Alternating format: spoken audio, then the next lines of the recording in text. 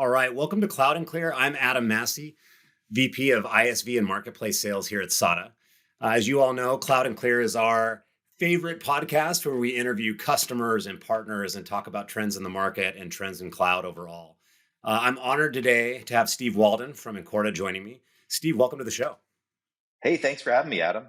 Well, I am so pleased you're here. I'm excited about our budding partnership with Incorta and some of the big problems we're solving together with customers.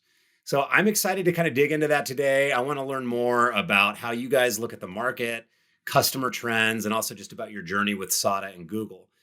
Before we get into all that stuff, Steve, one of the things I love to do with guests, it's kind of been a new thing we've been trying out, is just some personal questions to better understand you and what your career arc has been, what's brought you to this point in your career, and also a little bit about fun stuff that like you're reading and things you're into right now. So if you Yeah, will if you'll play along, I'd love to ask you a couple of those questions and yeah, maybe, for sure.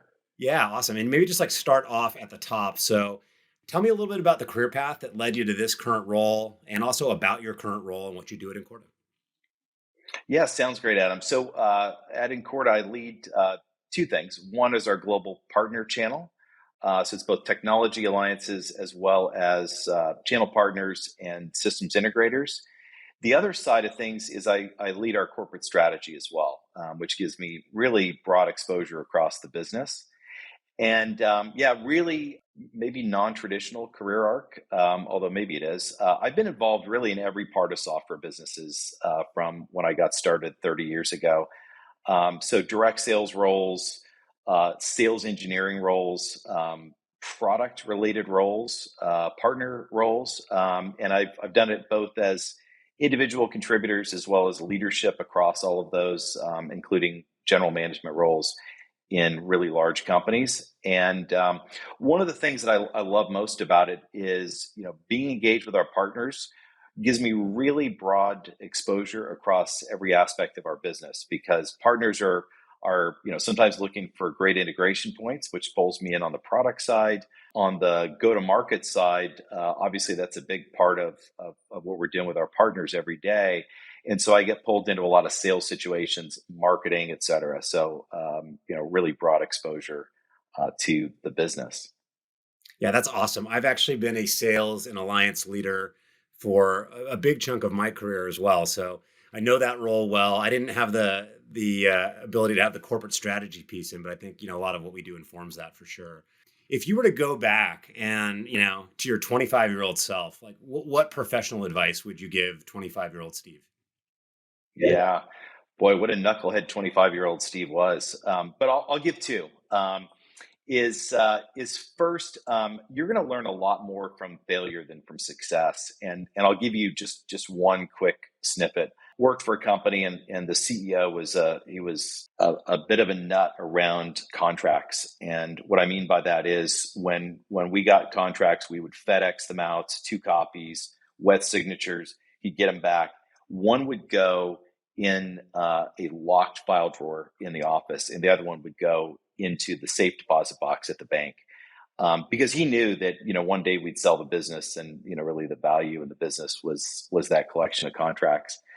And I always thought it was a little nutty. And then we got acquired by a company, and that company had a very different policy around agreements, and they lived in file cabinets in the hall, and people would check them out and never return them. And we couldn't find a whole bunch of contracts, and that became problematic over time. So it was not a personal failure, but it was a sort of a corporate failure that I learned more from that particular lesson than many. But second, I think picking a winning company more than the company that's going to pay you the most dollars today. You can get a nice salary with a lot of different places, but if you pick a company that's on a great growth path, the payoff in the end is going to typically be an awful lot bigger. Yeah, I fully agree with both those points. Especially failure is something that like if you work in a culture where people are scared to fail, they're never going to be bold and take risks and try things. So 25-year-old Adam would also have appreciated that advice. That's cool. What about this? Like, who are you inspired by? Are there any leaders you look up to? And tell me more about that. Yeah, for sure. And I mean, you can think about the obviously the Elon Musk, the Steve Jobs, the Bill Gates, right? That have obviously done pretty incredible things. But it's really, to me, it's people that are entrepreneurs who really risk it all to follow a dream. In our company, Osama and Hashem and Matthew, who were, three of the co-founders, they left, great jobs at Oracle to found Incorta. And they risked it all really to come do that. I worked at a company called Alteryx, another real fast growing analytics firm, and Dean Stokers, the founder CEO there, Libby Duane, Ned Harding, they did the same thing. They had great jobs. They left to go start something brand new. I worked with another great entrepreneur, Hemant Shah, at a company called RMS, and they literally created something out of nothing. And I don't have the stomach, I think, to go do that. I'd rather kind of look around and pick somebody that I think has got a real big chance of winning, and then go join those organizations. But the folks that are willing to make those big bets, I've got just sort of massive inspiration from those folks. Yeah, I do too. That's a great point. What are you currently reading, and what podcast are you into, or podcast? Yeah, so really different things. Amp It Up by Frank Slootman. Frank is currently CEO at Snowflake, and I think everybody in the industry has looked at amazing things that he's done. I think one of the big takeaways that I've gotten from that book is really getting your people aligned and focusing in a pretty narrow way on what you do every day. I think is one of those things you can take a lot from, and totally different side of things. A friend of mine turned me on to a podcast called the Huberman Lab, and I don't know if you've heard of that, but Stanford professor in neuroscience, and he invites on all kinds of cool guests, but it's all kinds of interesting things from, hey, how does light impact you as a human being in all of its different varieties? How dopamine is affects different parts of your life, and how you can sort of modulate that. So all kinds of really interesting sort of science-based things that come out of that one, and they're typically over 2 hours long, and so you just kind of put them on and listen, but they're always fascinating. Yeah, that's awesome. I got to check that out. I was not familiar with that one. I've on the other end of the spectrum, I've been really into a podcast called Smartless. Have you heard of that one? No, I've not heard of that It's one. Jason Bateman, Will Arnett.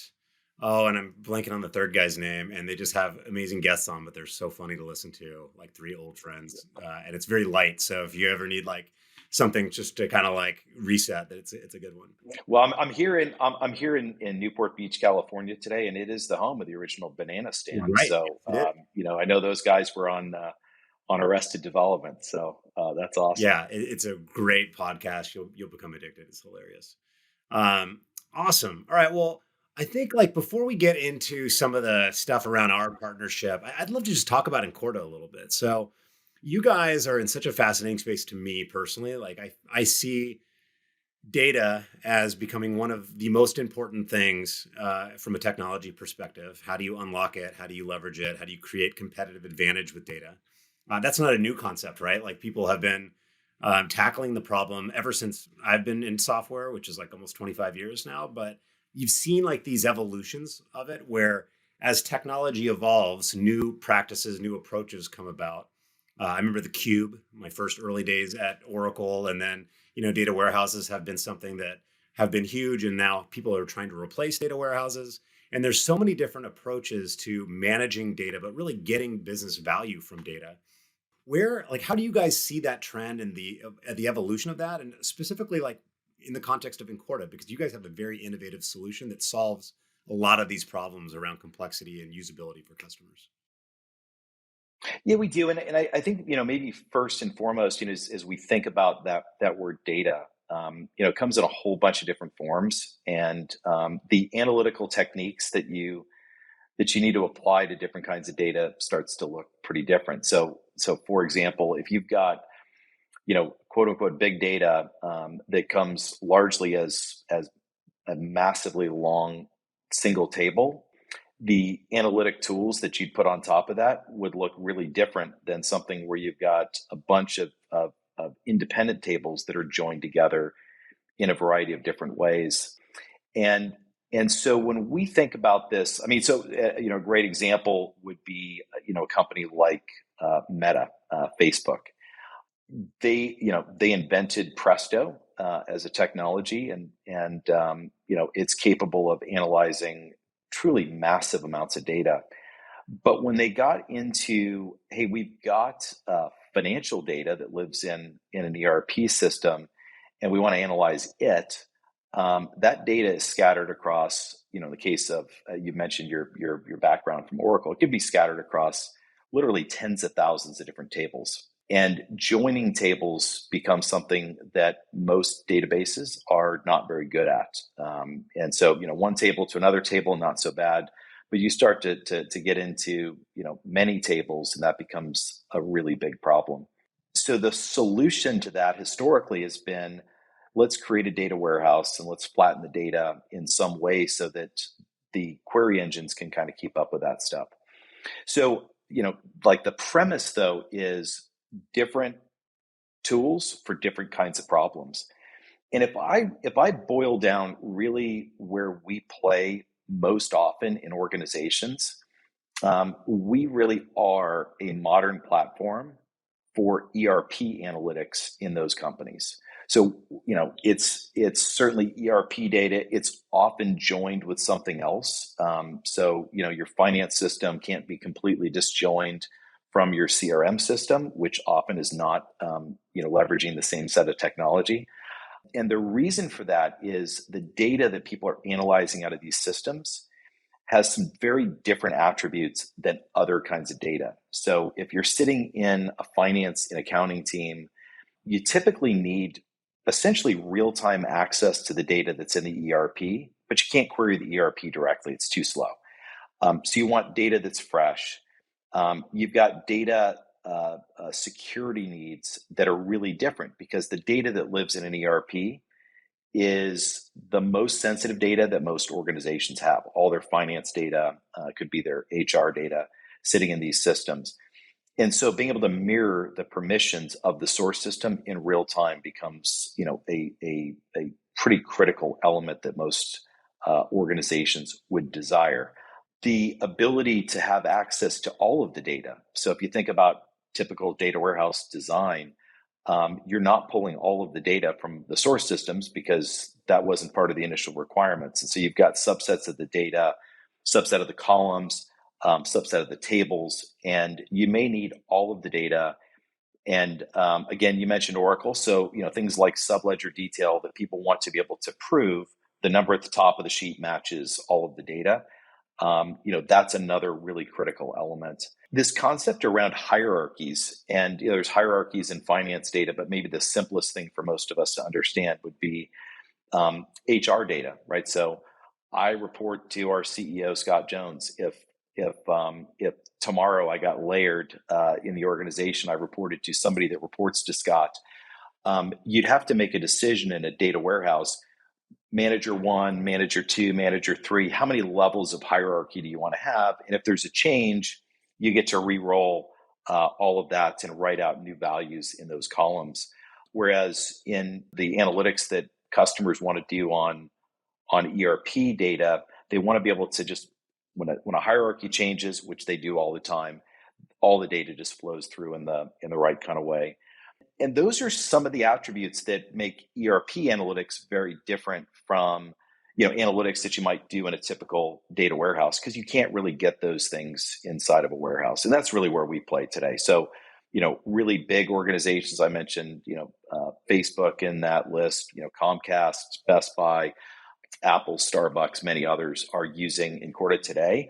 But we also got a ton of mid-market customers that are where it's really exciting. We get a lot of volume in terms of our new logos coming from organizations that are typically in the sort of $500 million in revenue up to maybe $2 billion in revenue category.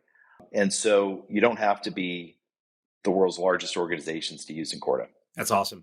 Tell me a little bit about the customer journey. So think that's fascinating because just the idea of like combining like, I don't know, Salesforce data with, SAP ERP data, like it sounds like a complete nightmare. It sounds like you guys make that much, much easier for customers. Where are customers generally? I mean, I'm sure there's not one model, but what's a typical customer journey or life cycle look like with you guys? Where do they start and what does that evolution look like? Yeah, that's a great question. I think where customers typically started is they've got a problem that they're looking to solve today. And, it could be something, sitting with an organization that's saying, look, I've got an accounts receivable problem. And look, the economy has changed, right? And so people are trying to be more efficient. If you think about a typical ERP system, they've got this concept of aging buckets, right? So you're less than 30 days, you're 30 to 60, 60 to 90, 90 plus. There is a difference in terms of like how much you should chase somebody if they're 31 days late versus 59 days late. It should be a knob. It shouldn't be a giant bucket that's sitting out there. And so creating a prioritized list every morning for an AR team could be an example of we just need to get this thing solved. We had an opportunity with another company that was looking to understand subscription renewals so that they would be able to do a better job of managing churn within their business.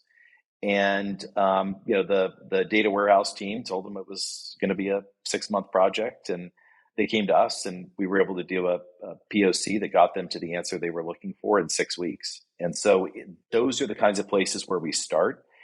And once people get started with Incorta, they'll find other use cases, and so those typically start to grow quite quickly. That churn reduction use case is interesting because I've seen so many people try to tackle the churn prediction challenge, especially in software businesses, with like writing complex AI and ML models, but then like the data drifts, and then you have to redo the models.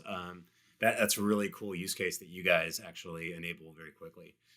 Yeah, and I would say I would just kind of adding on to that because that's really a theme. Obviously, we've got ability inside of our platform to both train models as well as score models, and so people can build that stuff in. But I think where most people really are in their own minds is like that model score is valuable, but I want to see all of the descriptive analytics sitting next to it. So that does it match my intuition on this particular piece of data?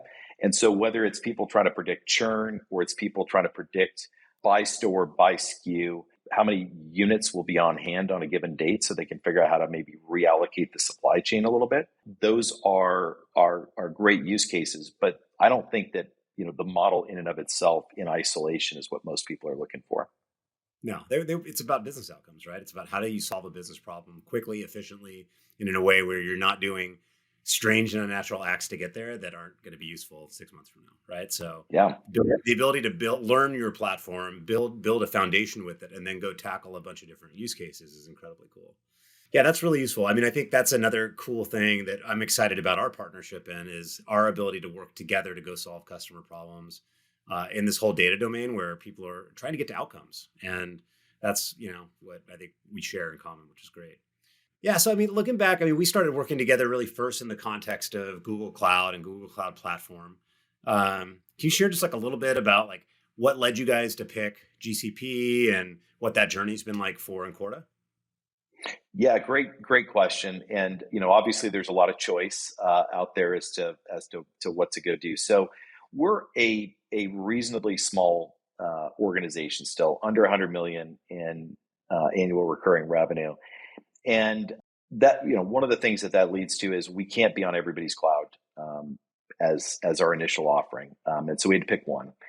And when we were out looking, one of the things that really struck us as we were looking at GCP in particular, they really acted as a true partner to us, and they gave us a lot of support in those early days. And they treated us like we were really important. And I know, look, we are a tiny little rounding error in GCP's revenues, but they treated us like we were really important. And that came in obviously I call it simple things like cloud credits, but it's also come in testing of for example, even recently our connector to BigQuery and giving us a whole bunch of great feedback on that. Yeah. Well, that's fantastic. I mean, I know that, we first got engaged together at the beginning of that journey.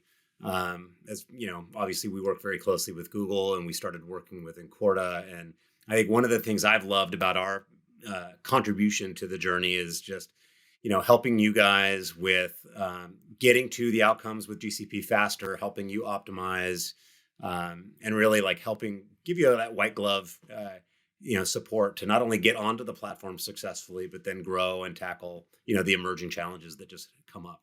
Yeah, SADA's been awesome in helping us with that, and we really appreciate the partnership.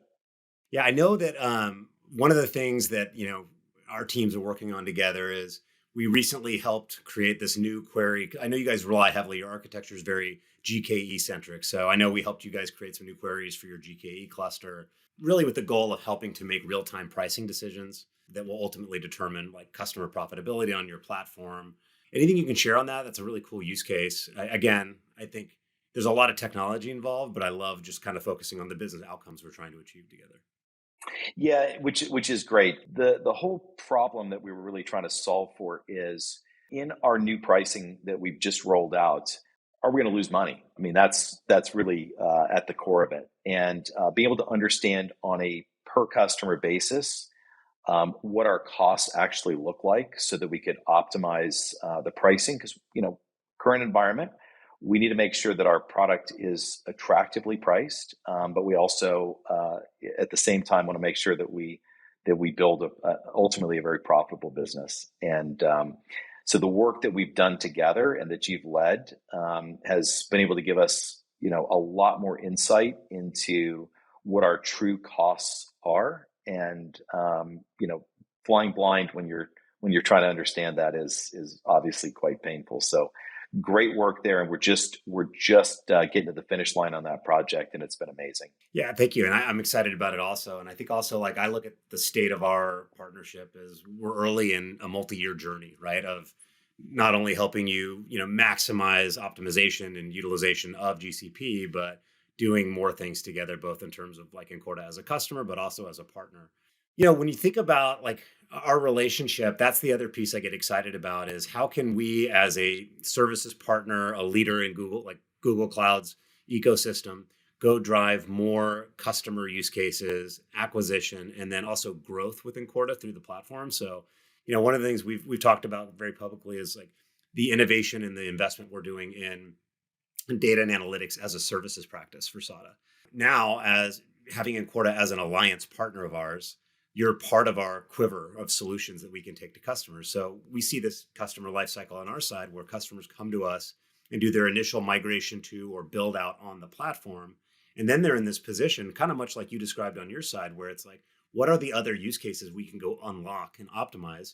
And certainly like Google has a lot of amazing first party services on their platform, but then we can tackle really specific business problems with you guys as part of that overall customer success practice. So I know you're really like our champion on the partnership side of the business.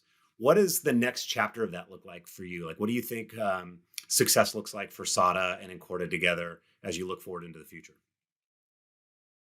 Yeah, great question. And I think first and foremost, if I think about GCP's business, BigQuery is really, at the center of, their data universe. And there's obviously lots that they built around that.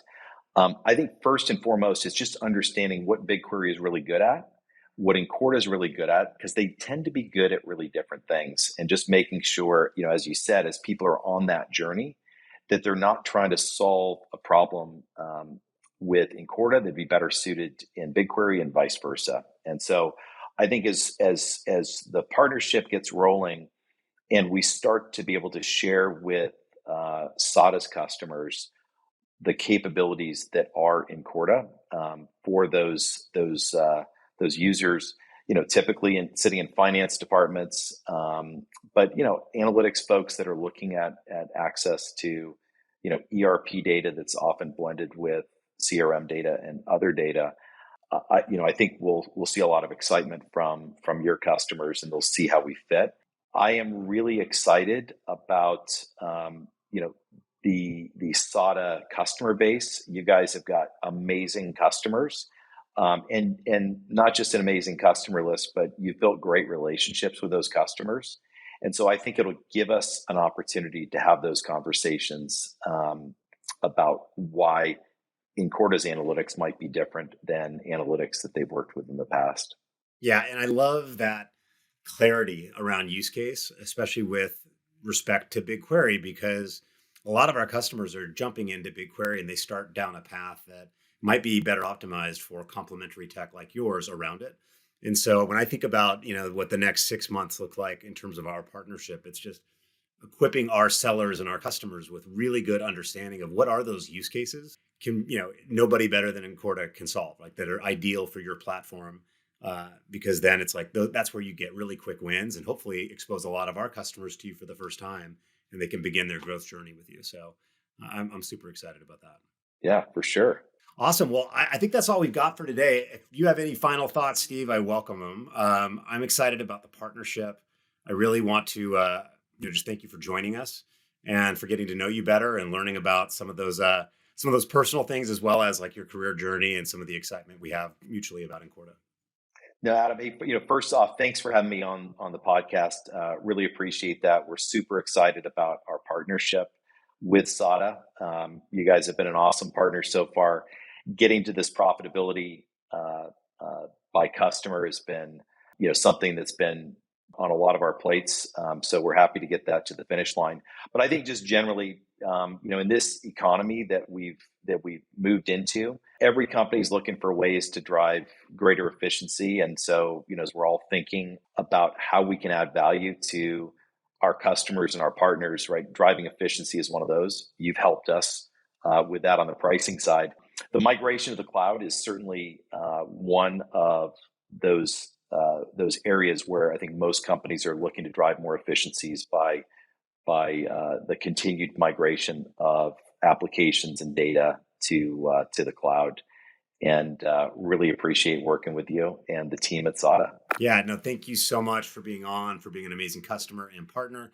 And I would be remiss if I didn't drop a plug for SADA Impact, which is coming up September 14th and 15th in Los Angeles. If you guys out there haven't signed up, please register. Come join us either in person or virtually. It's going to be an amazing event with some special speakers, amazing networking, and lots of great, exciting information about the months coming for us all. So thank you so much, Steve, and I appreciate you. Thank you. Yeah, thanks, Adam. Thank you for listening to Cloud and Clear. Check the show notes for links to this week's topics, and don't forget to connect with us on Twitter @Cloud and Clear and our website, sada.com. Be sure to rate and review the show on your favorite podcast app.